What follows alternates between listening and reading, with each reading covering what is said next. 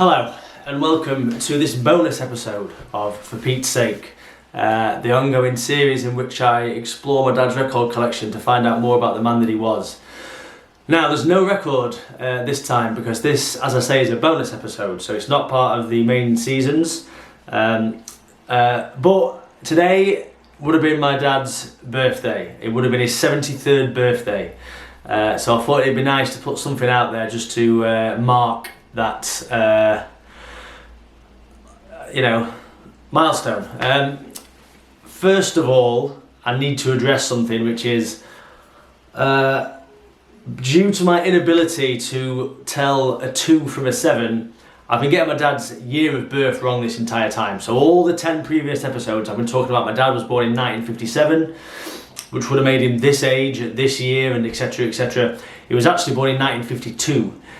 So all those dates that I gave in previous years, add 5 years onto them, and that is where we actually are. Which actually makes loads of those dates make much more sense. It means for a lot of those records he was buying them when he was like 23, 24 and not kind of 17, 18, which does scan and, as I say, make more sense. So yeah, I am a foolish man, as we know. So I guess I just wanted to talk a little bit about birthdays first to start off with. Birthdays were never a big deal in our household, really. We celebrated them like everyone does, but they were never a huge thing. To the point where my dad really downplayed his birthdays. Like he would insist on not receiving any gifts. Of course, we'd get him something anyway, but he would tell us, don't get me anything. And while for other people in the family would go out for a meal and stuff, I don't think we did that for my dad's birthday. I think he would rather kind of get a takeaway or something like that, and he was quite low key about them. And really, one of the only kind of memories of my dad's that really sticks in my mind is the last one in 2018. On this day in 2018, we knew that the lung cancer was terminal at this point, and he died 20 days later. So this last birthday, very shortly after this, he was moved into hospital, and then he never came out of hospital, literally within days of this birthday. But on this particular birthday, he was very up and down towards the end, but on this day he was actually in quite good spirits. So we got a curry at my mum's house, we ordered in a curry, and I think we watched football, and we gave him the presents. I'd got him Tony Curry's autobiography. He was a Sheffield United player that he really loved. And I also got him a framed picture of me and him and a friend of mine and his dad and my brother. And he seemed genuinely touched. And I remember at this point he spent a lot of his time sat in his chair. He wasn't very mobile. And because he was ill, he was always cold all the time. And it was November, of course, as well. So, but I remember him standing up to kind of give me and my brother a hug. With his blanket kind of draped over him, and that's really one of the last really kind of solid, nice memories that I have of my dad. So I suppose he made his last birthday a memorable one, which I guess is nice. So the other thing that I wanted to talk about in this episode briefly is one of the great things about doing this series is it's enabled me to reconnect with various people in my dad's life in various ways, which has been really lovely. And one of those people has been my auntie Kath, so my dad's elder sister, who I've always got on with and had a lot of time for and things like that. But especially since my dad died and since my grandma died as well. That side of the family don't kind of get together in big groups so much anymore, so I don't really see them very often. But she contacted me through my cousin Anne, her daughter, and we spoke initially via email and stuff, things like that. But eventually we had a really long phone conversation, which was lovely, and she relayed loads of really beautiful memories about my dad, which I really, really loved, and I've written them all down.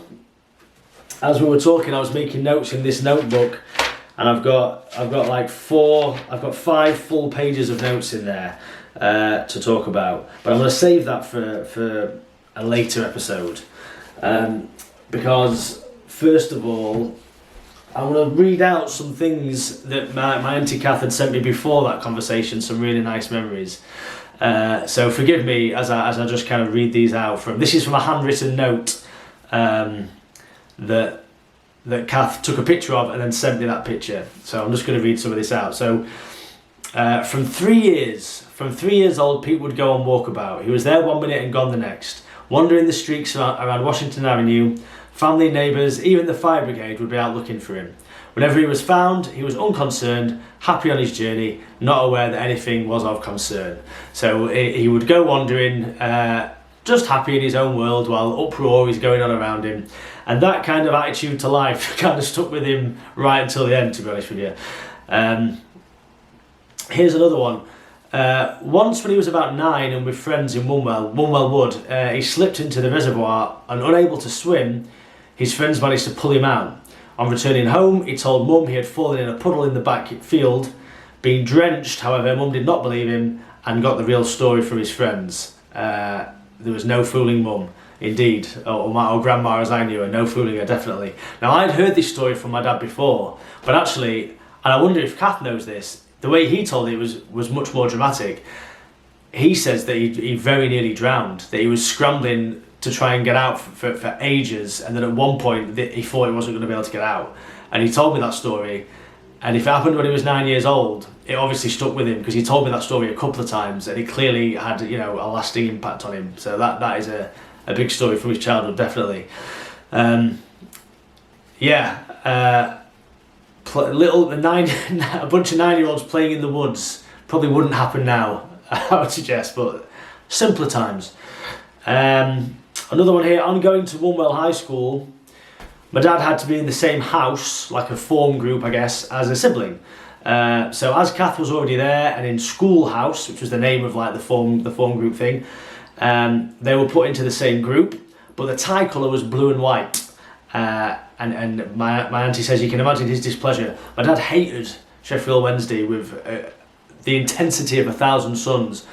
I'm going to talk a little bit more about his love of Sheffield United in a different episode. I'm trying to sort something out for that one, but I will just say that when I was about 7, I told him that I was considering supporting Sheffield Wednesday myself, and he locked me out of the house until I relented and agreed that I wouldn't do that. Which I think, looking back at it now, is fantastic parenting, so thanks for that, Dad.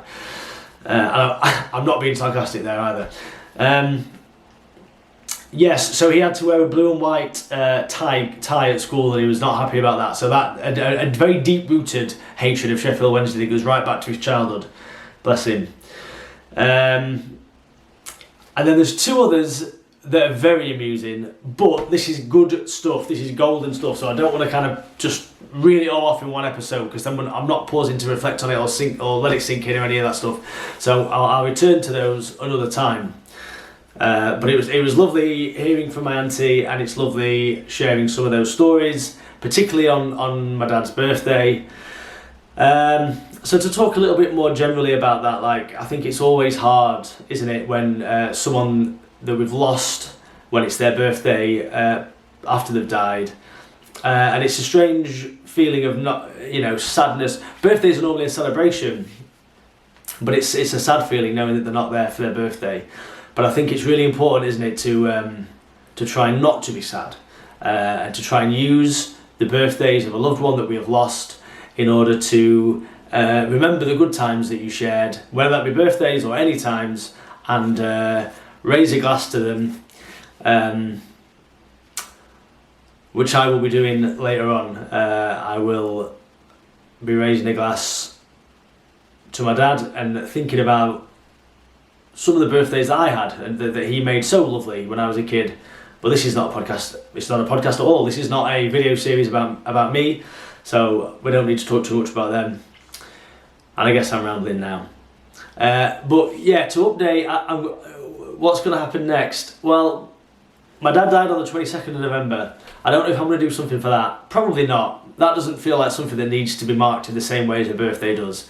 But I'm definitely going to be coming back around Christmas time, whether that be for a full season run of 10 episodes or just a couple of one-offs around Christmas itself. I haven't decided yet.